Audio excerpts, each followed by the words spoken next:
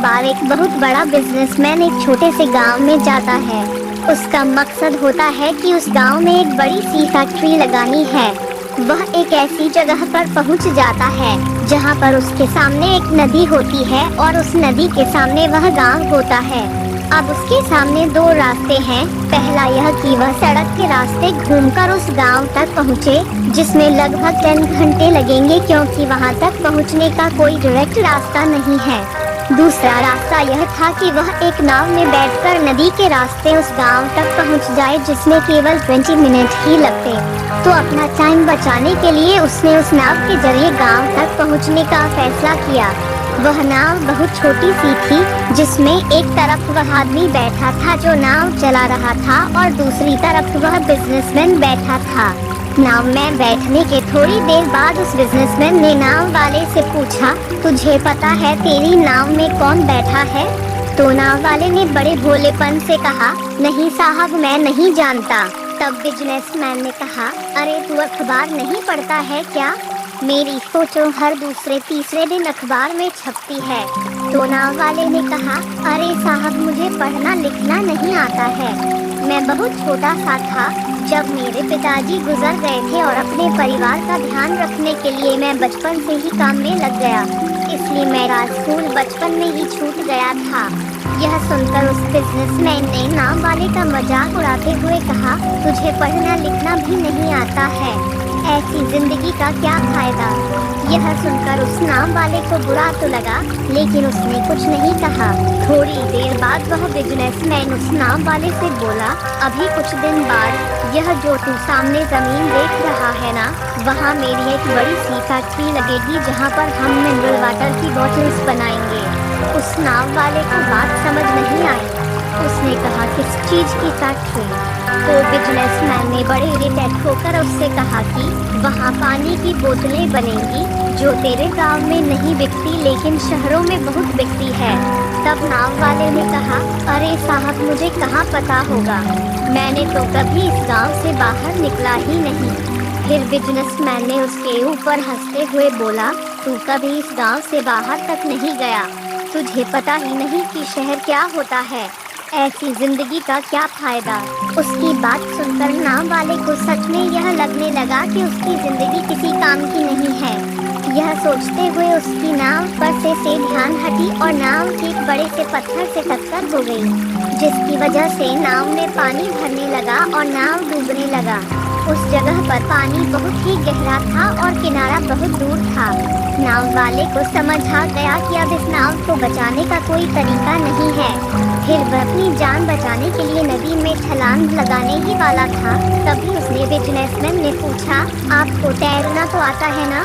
तो बिजनेसमैन ने घबराकर पूछा, ऐसा क्यों पूछ रहे हो? मुझे तैरना नहीं आता है।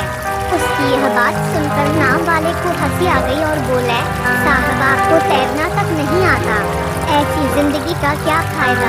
यह सुनकर उस बिजनेसमैन को अपनी गलती का एहसास हुआ और हाथ जोड़कर उसने नाव वाले से कहा, तुम जो मांगोगे मैं तुम्हें वह दूंगा, बस मेरी जान बचा लो। तो उस नाव वाले ने कहा, अरे साहब, घबराओ नहीं, मुझे सिर्फ तैरना ही नहीं आता है बल्कि डूबते हुए लोगों को बचाना भी आता है। आप मुझे कसकर पकड़ लो, मैं आपको कुछ नहीं होने दूंगा। और फिर उस नाव वाले ने न सिर्फ अपनी बल्कि उस बिजनेसमैन की भी जान बचाई। तो हमें इस कहानी से एक बहुत बड़ी सीख मिलती है कि जिंदगी में कभी किसी की मजाक नहीं उड़ानी चाहिए या अपने से कम नहीं समझना चाहिए, क्योंकि हमें नहीं पता कि कब, कहाँ और कैसे किसकी जरूरत पड़ जाए।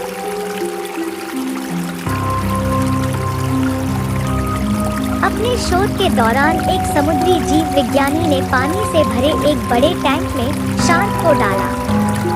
कुछ देर बाद उसने उसमें कुछ चारा मछलियां डाल दी। चारा मछलियों को देखते ही शार्क तुरंत तैरकर उनकी ओर गई और उन पर हमला कर उन्हें खा लिया। समुद्री जीव विज्ञानी ने कुछ और चारा मछलियां, बेट फिशेस, टैंक में डाली और वे भी तुरंत शार्क का आहार बन गई।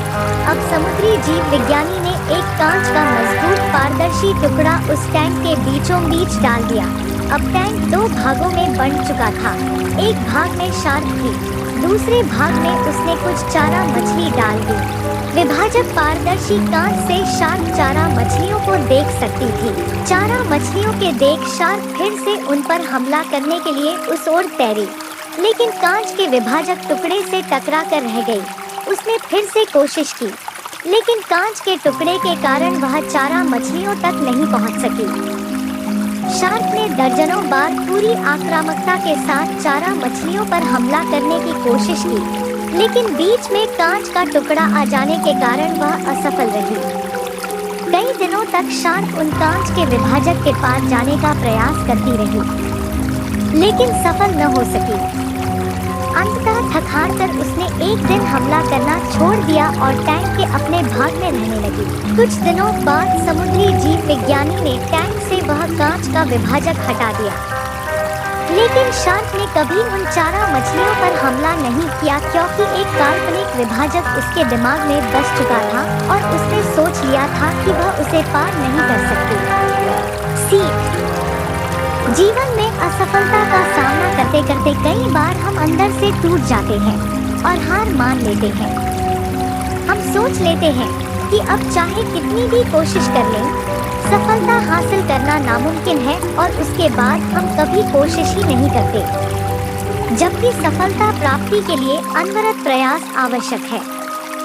परिस्थितियां बदलती रहती हैं, इसलिए अतीत की असफलता को दिमाग पर हावी न होने दें और पूरी लगन से फिर मेहनत करें। सफलता आपके कदम चुमेगी। Thanks for watching. Like and subscribe.